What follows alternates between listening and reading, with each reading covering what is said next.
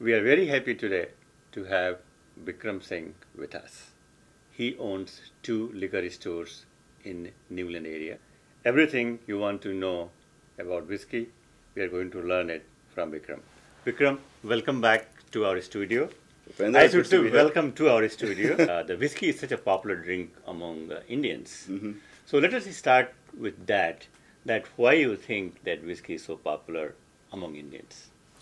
Tell you the truth, Upendra, I'm not really sure why whiskey is so popular, but I do know that it has always been very popular. Maybe it has to do something with the Britishers, possible the hangover from that, but I'm not quite sure why that is very popular, but it certainly is. Okay. And then how did you get into this liquor store business? So, Upendra, before this, I had my background is environmental engineering, but after that, I wanted to do something on my own.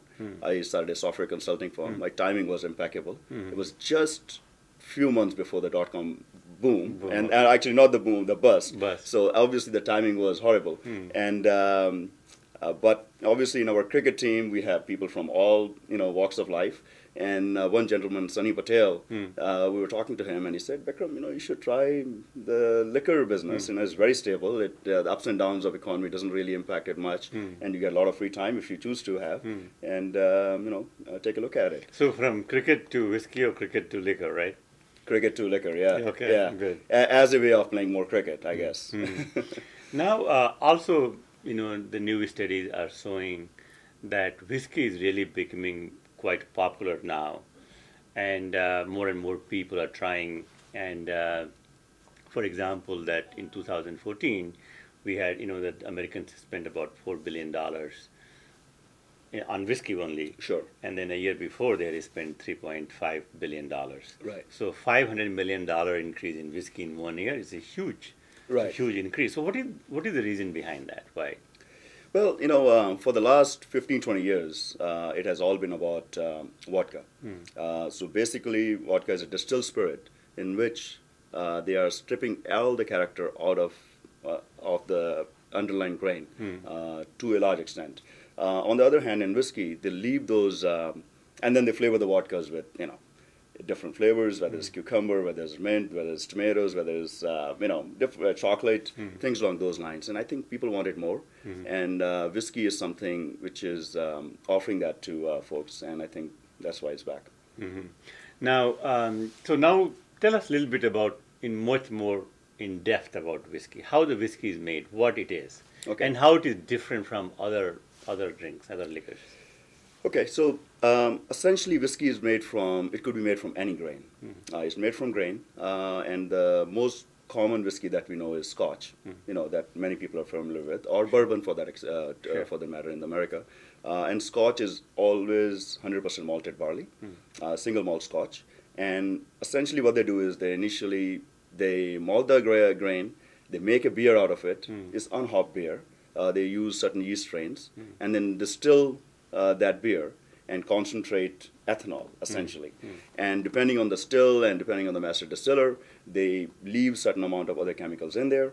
And then this clear liquid that looks like water, if you put it in a glass container, they put that in a oak barrel, typically American oak or French oak, or ex-sherry, barrels. Which so what I get is, what you were saying is, that both beer and whiskey, the root is basically the same, or what is the it sounds like the origin is similar. Origin is very similar. Obviously in beer, you're trying to get close to the grain as possible because they use multiple grains, and hops are a very important factor because they help preserve the beer, and at the same time they help give it that beer flavor, if you will.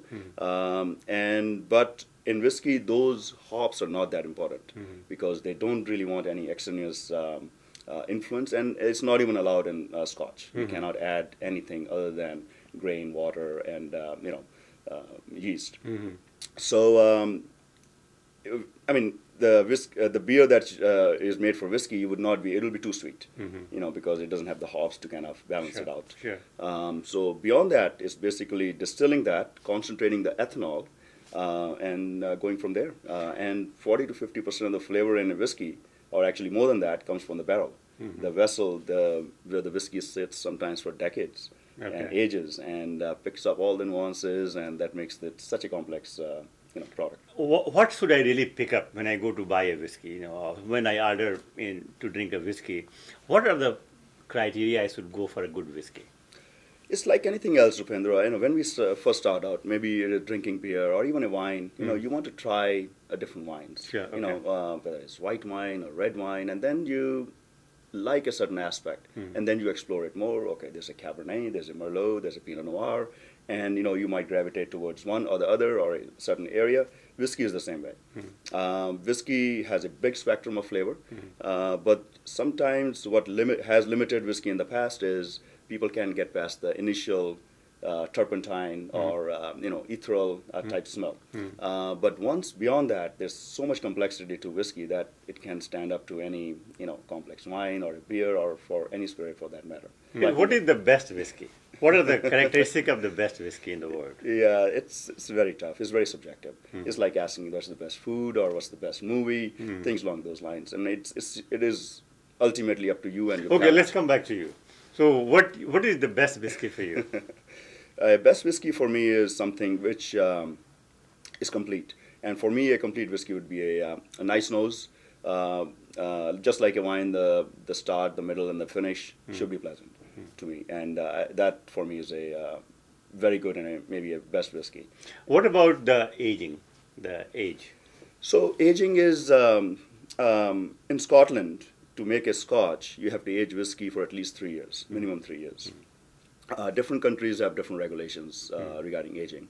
And aging is very important for whiskey because it allows you, the spirit, to actually marry with the cask and with the expansion and the contraction, pick up flavors from the cask. There are a lot of vanillin and other products which are within the oak, and that breaks down over time, and that interaction allows the whiskey to get more complex and gain additional flavors. So aging is a essential. So is the older the whiskey, the better it is? Or? Not necessarily. Not necessarily. Not necessarily. Yeah, oftentimes it is, but it does not have to be. In India, Indian whiskeys are very popular right now. Actually, they make some of the best whiskeys. I was going to come to ask about that. That since Indians drink so much whiskey, what is the whiskey market in India and how India is doing? The whiskey market is great in India. I mean, obviously I don't live in India, so I don't know. But this is anecdotally speaking. People drink a lot of whiskey, and previously they used to drink just to get drunk because whiskey gets you there faster, if you will. Even the beers that we had were very high in proof. But now people are getting sophisticated. They're drinking for enjoyment. They actually know what they're drinking, and they want to know more about it. And also there's a lot of interest. So is India has become a whiskey exporter or no? It does, yeah. India is making tremendous amount, world-class whiskeys, actually. They make some single malts out of Amrut, based in Bangalore. Amrut, yeah, sure. And their whiskeys are second to none. They're among the top handful of whiskey makers in the world, at this point. And you're talking about aging. In Scotland, the temperature is such that you can age a whiskey for a very long time. And typically there's something called angel share that because it's a semi-porous vessel, if you will, the oak barrels, you lose between 1% to 3% of whiskey every year. So after 40 years or 30 years, you will have very little whiskey left in that barrel, and you're paying taxes all this time. But in India, the angel share is up to 10%. So you could lose up to 10% of whiskey every year in that barrel. So after 5 or 6 years, you will have nothing left. Right, sure. So that comes to aging because the temperature is high and there's high humidity. There is more loss, but at the same time, because of the temperature, there's the vigorous interaction with the wood, the whiskey ages that much faster. And so it doesn't need to age for 20 years to pick up the nuances that a Scotch does in 20 years. So India is really, picking up and catching up. India is making a lot of whiskey, but they're not making a lot of quality whiskey at this point. Amrut makes world-class whiskeys, but a lot of the other whiskeys are just not very good. They are more... And, some of those whiskey would not even qualify as whiskey in the rest of the world because they're not using 100% malt, they're not using grain. Sometimes they use sugarcane or other adjuncts, which disqualify it from being called a whiskey in, some other countries. But Bangalore is where Amrut is based, so I would say that is the epicenter of Indian whiskey at this point. Quality Indian whiskey. Excellent. Yeah. So what are, say, 5 or 6 different types of whiskeys? Okay, so let's. How do you classify whiskeys?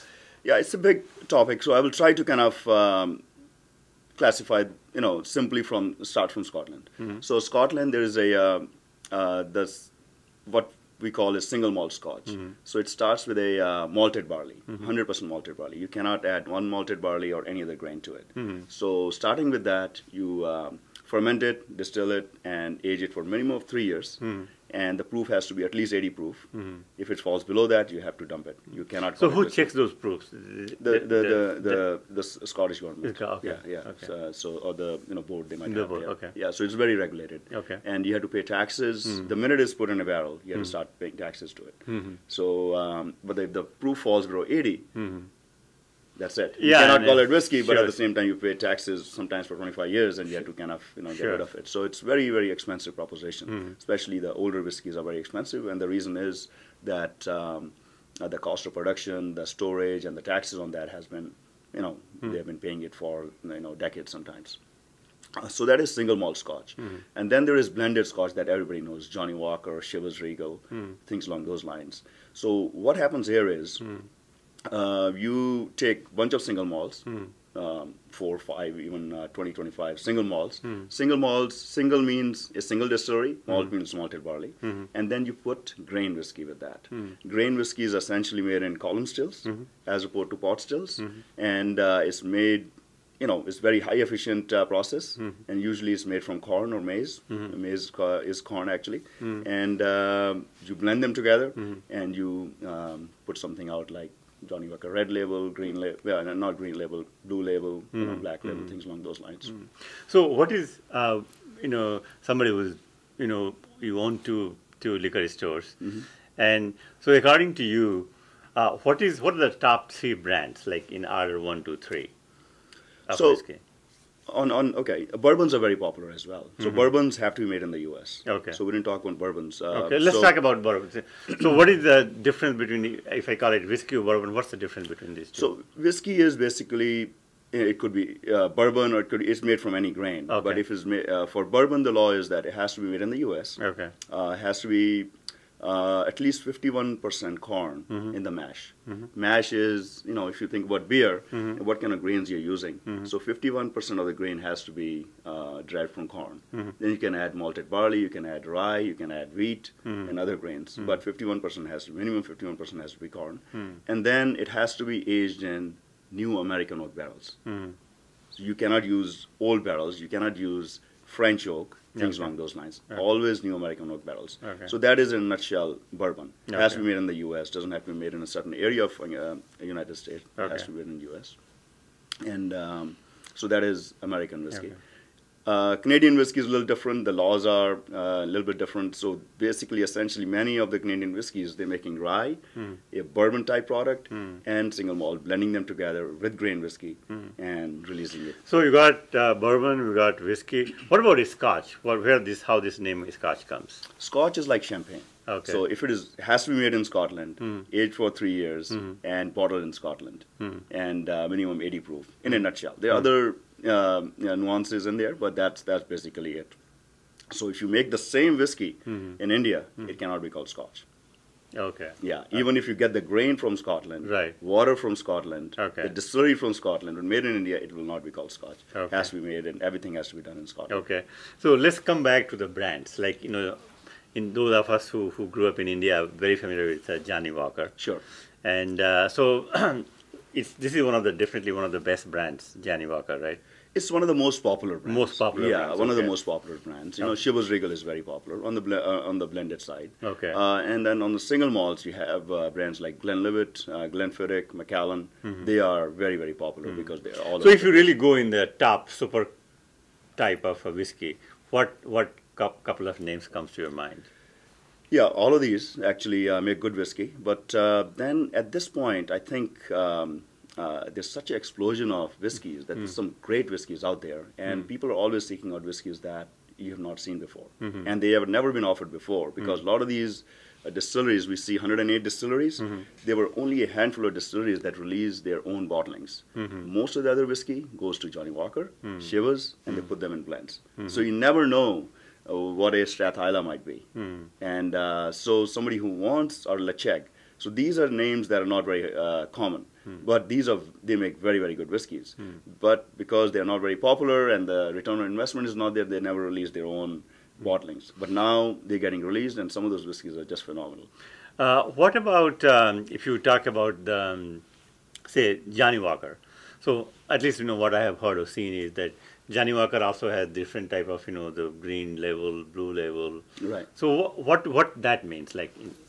So basically, Johnnie Walker is owned by a company called Diageo, and they own about 35 to 40 distilleries, distinct distilleries. So they have a huge array of single malts available to them, and then they have relationship with multiple other distilleries in Scotland because everybody trades with each other. And from what I hear, I think at one point they had over 2.4 million or more barrels aging. So plus they have a lot of grain whiskey that is aging. So the red label, which is their initial the lower tier brand, if you will. So it will have a lot of younger whiskeys. And what they're trying to do there is come to a taste profile that they can offer to customers and customers like that. And so they have a X number of single malts and X number of grain whiskeys, blend them together and release it. And the master distiller there is trying to make sure, or the blender is trying to make sure that the taste is consistent over time. So that is red label. A black label has a little bit of smokiness. Smokiness means we talked about Isla, so they have some component of single malts that came from that region, and so that is their second tier. And the whiskeys might be a little bit older that go in there, contributing to the excess cost to the consumer. And blue label is more of their hand-picked barrels, more exclusive, more aged whiskeys, and so on and so forth. Now, what about the pricing, for example? Let's talk about what is the price range, for example, say. You could get a single malt for about $25, and at least for our store, we have single malts or blended whiskeys up over $3,500. $3,500. Yeah, in the store, but obviously there are whiskeys that are available. So do you have customers who buy $3,500? All people. Yeah. So what is so unique with $3,500? So one of the bottles of $3,500 in that range would be a Lagavulin, which is an Isla Scotch, which is 37 years old. It is one of the oldest Lagavulin that has ever been produced. For somebody who likes Lagavulin, who has always liked Lagavulin, would like that. And that is also a collectible. And the price of this actually in the aftermarket goes even higher sometimes. Yeah. Okay. It's the rarity of the product more than anything else. Okay. Now, also when you, at least I associate when you think about drink, the fragrance and the smell is very important. Sure. Is something like that exist in whiskey? Oh, very much so. Okay. Very much so. And I think that's where you need to train. I think you need a little bit of education. By you means somebody who's a novice getting into whiskey to know what they're looking for initially. And that helps a great deal. Because if you don't know what you're drinking, then it's very difficult to like whiskey right off the bat. So there is a little bit of education that is required. And I think that's what has changed over the last few years. There are multiple of stores and there's brand ambassadors and master distillers. They're coming out to the marketplace and educating the consumer as to what the product is. And that's, once people know what goes into it, they naturally like it. So, the fragrance is definitely important. Yeah. The flavor, the taste is important. Right. And the age.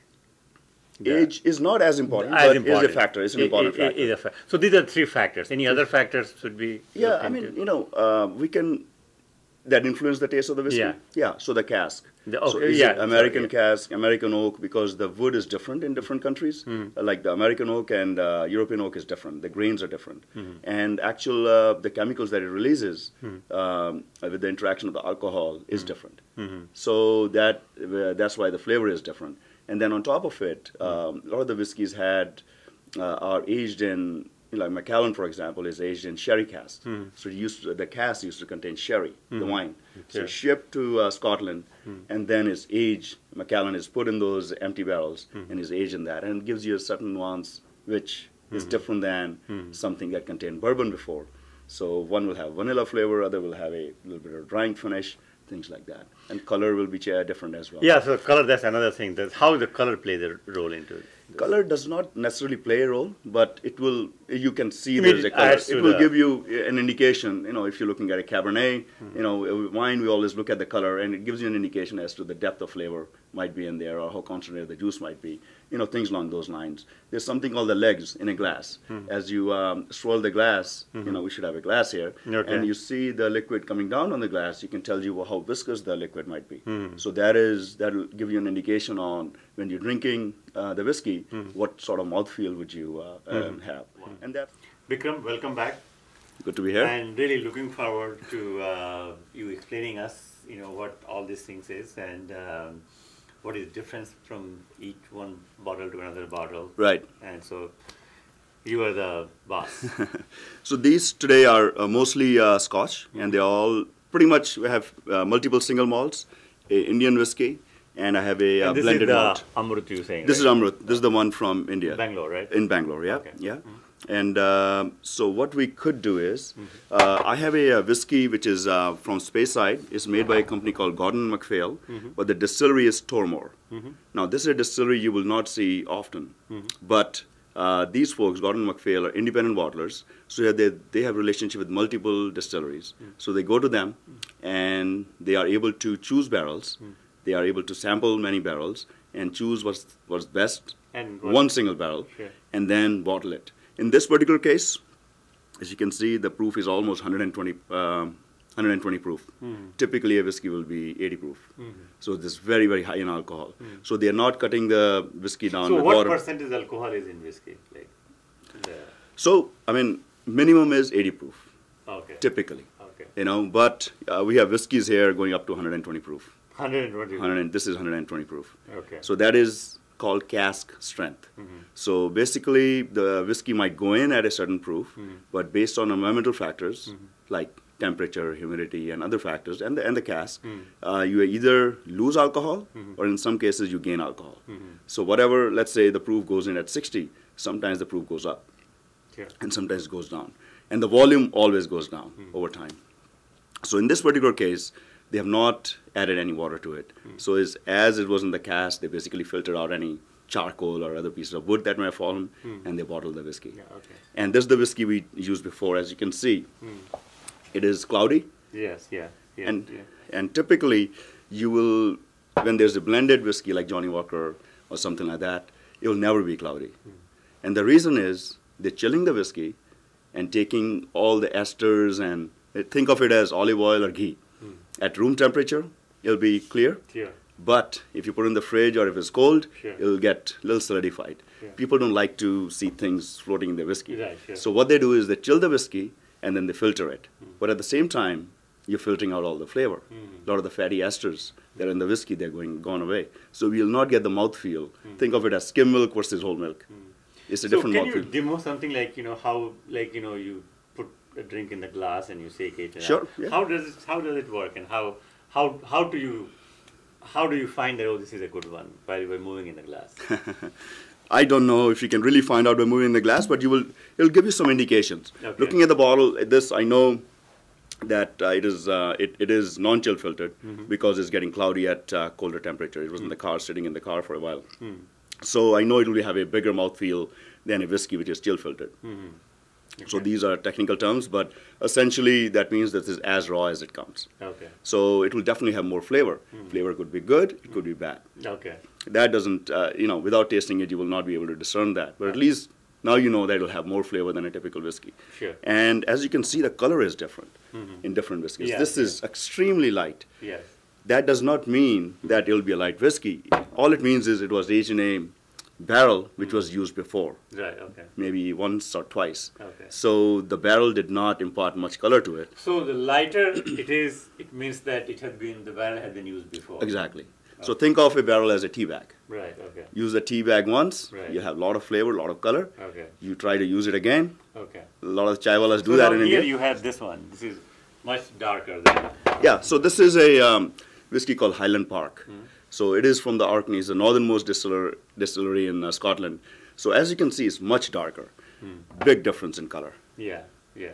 No indication to the taste or the flavor, but this will indicate to someone who drinks Scotch on a regular basis that this probably has some sherry in it. So this was aged in a barrel which contains sherry before. So it gives you, this is a typical result of that. And this particular one, they aged whiskeys in some barrels ex-bourbon, which contain bourbon before, and some in sherry. And then they marry them together. And the result is Highland Park 18. And then you have something that bottle there in the extreme. Okay, yeah, so this is very interesting too.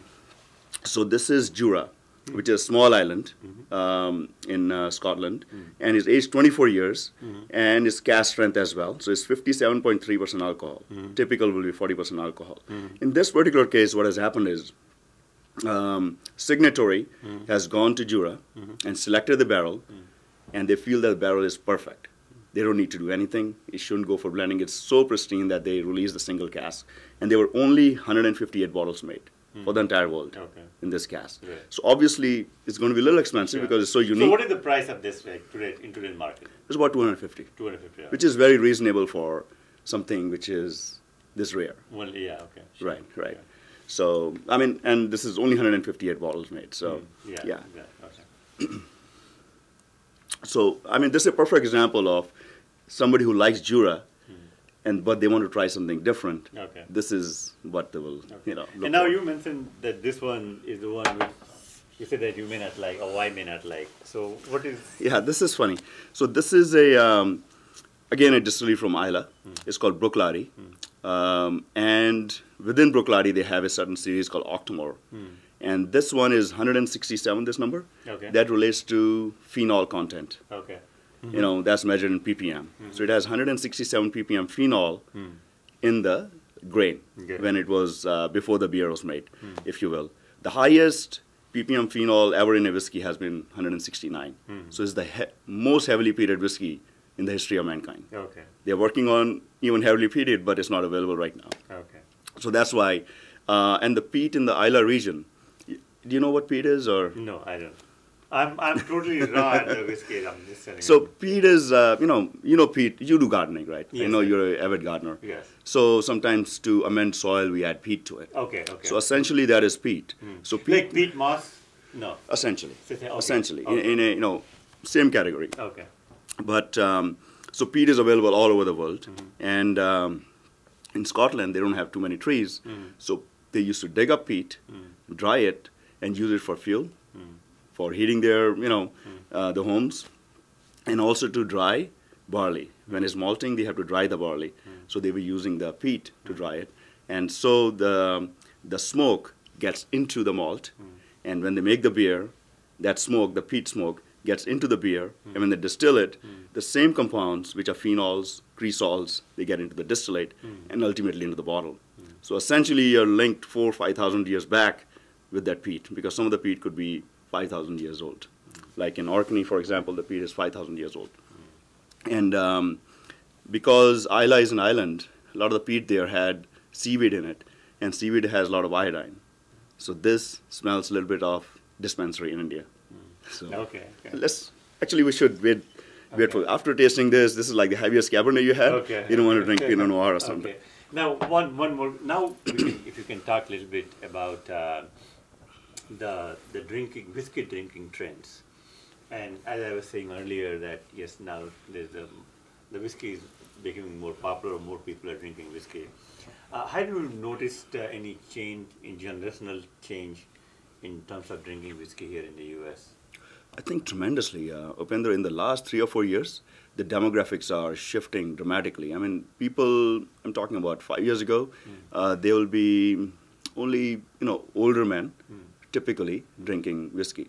But now, we have 22-year-old kids, even girls, young ladies coming in and tasting whiskeys and buying whiskeys rather than vodka or gin or some other product, that they're Actually, doing. we are writing an article about the whiskey drinking, and the one thing I noticed also was that women, which typically didn't, well, at least they were not known to drink whiskey. Right. They are trying to taste whiskey and trying to drink, more and more. Right. Is that true? Or? It's absolutely true, and I think their palate is very sophisticated. I would say, I don't know if it's sexist or not, but I think they're even more sophisticated than men as far as able to discern different flavors that are in whiskey. So and they're drinking in a, and more women are approaching whiskey in a way that was not there just 2 or 3 years ago. Sure, yeah. And a lot of the women are actually making whiskey now. Yeah. There is a young lady named Alison Patel. She has introduced a single malt from France called Bren, and is doing really well. It's a different take on single malt. Patel is based here in the US or in? She is based out of New York. Out of New York. Yeah, Okay. yeah. But the whiskey is doing really well. It's very popular. It's not a traditional whiskey in this sense, aged in cognac barrels, but it's really enjoyable and people love it. So what is the reason behind this? That why suddenly the popularity of whiskey is increasing? I think there was oversaturation of vodka. I think there was just too many flavors. You go to a store and you have wedding cake, vodka, and things like that. So basically, you were drinking flavored ethanol. And now a lot of these master distillers and these Scotch ambassadors, they have come out to the marketplace. They're educating the consumers on what whiskey is, and it's a beautiful product. So as more people know about it, it's just gaining ground. Similar to I think craft beer. I think that happened some years ago, and people just like a lot of flavor. Now, if you look at the whiskey, generally we see people drinking whiskey on the rocks. That's what, at least what I see. Right. Some of my friends who drink. So they just take on the rocks. And what about cocktails? Are there some cocktails, whiskey cocktails? Yeah, there are a lot of whiskey cocktails. There always been many whiskey cocktails. And rocks is a common way of drinking whiskey, especially in the Indian community. Sure, rocks, soda and whiskey is very common. Yeah, exactly. Though some of these water and whiskey. And water and whiskey. And water actually is very important to whiskey because if you add water to this whiskey, you will see that there's almost a chemical change in this. Because they're flavor esters in the whiskey, and as water is added, they're released. Now, you brought, this is a distilled water, right? This distilled water, yeah. So is any particular reason you brought it to show it to us? Or? Yeah, it's just because, you want to taste some whiskey? Sure, yeah, I just want to just see how it changes. It may or may not change because it's already cold. Okay. So this is a typical glass somebody who's tasting whiskey will taste in. It's called the Glencairn's glass. So just pour a little bit.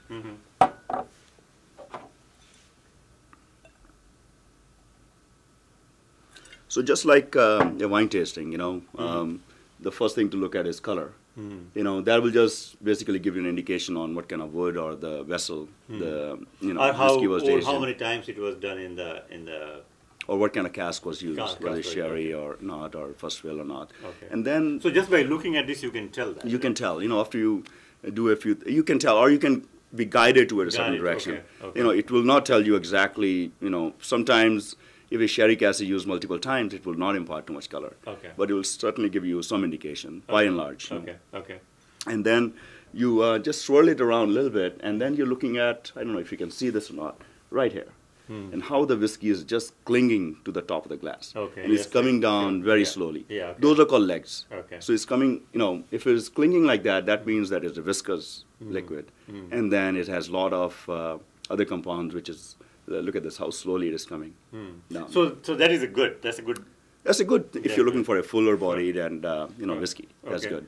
But sometimes you want something which is light, which is, could be an Argentine triple distilled, that will not have that. Okay. Yeah. What about the wine? Just, I know we're talking about whiskey, but in wine also I see people. Same thing. Same thing is happening. So the clinging is better. It's like it has not more, necessarily. Like sometimes you want a light wine. You're having some fish or something.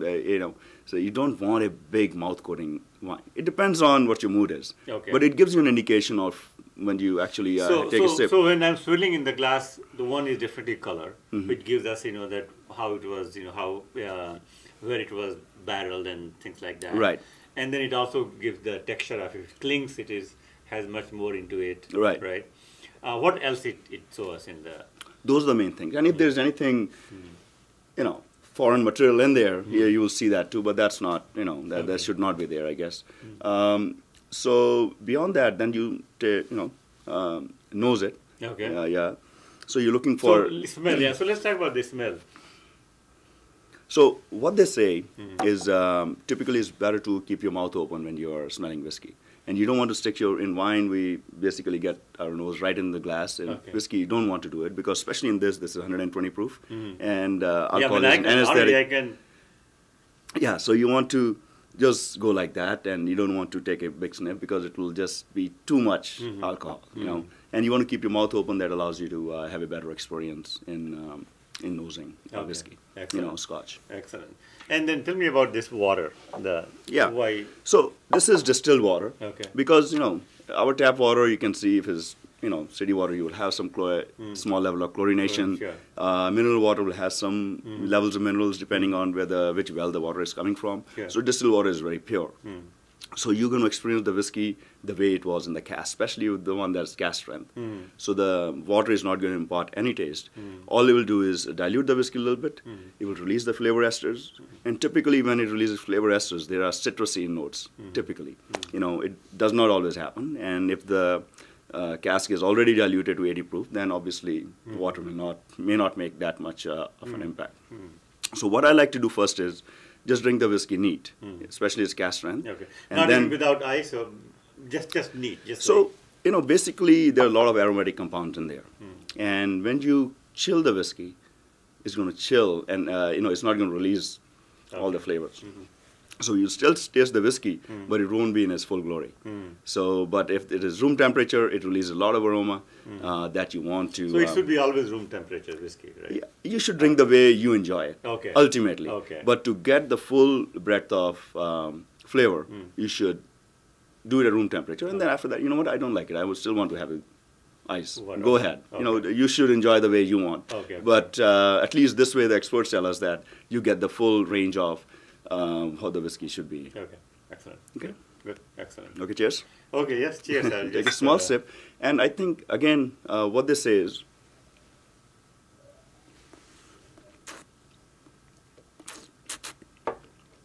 so tell me about that. That's you are not feeling comfortable, are you? Very strong, right? Yeah, very strong. Right. Yes. So you want to have a very small sip. And you want to chew the whiskey. You want it to go. Well, I took the smallest I could. Yeah, it is cask strength. That's why it is a little unfair that we had you taste that. Yes. But now let's add some water to it. I don't know if you can say that. Sometimes, can you see so much stuff happening in there? Yeah, I can see that. Yes. Right. Yeah. So it's obviously dilution, but at the same time, I'll add a little bit more water because I think this is very, very strong in the cask strength. So adding just a little bit of water, you're controlling how much you want to add. That's why we use it in the dropper. You could, if you have a steady hand, you can use it that way. And now drink it, and nose it and drink it, and you will feel the difference. And see, this is already turned a little cloudy. Yeah, I did. Cloudier than this whiskey. That's right? I can see that. Yes, so that brings me back to my chemistry class where precipitation is happening. So let's see. Add a little water too. Yeah, I can see the difference. Yeah, so it gets creamier, it gets more vanilla. Absolutely. So, and that's what you want to do. And this may not be the perfect whiskey for you, but you know, that's where you want to see the taste. Dramatic difference, right? Dramatic difference. Exactly. Yes. So, to get into whiskey, I think it's best to have a relationship with someone where you can get to expose to multiple whiskeys, and then somebody can guide you as to what this is, and then you figure out what your palate is and what you like, like anything else. Well, Bikram, thank you very much. It's really very, very educational for me and hopefully our viewers and readers.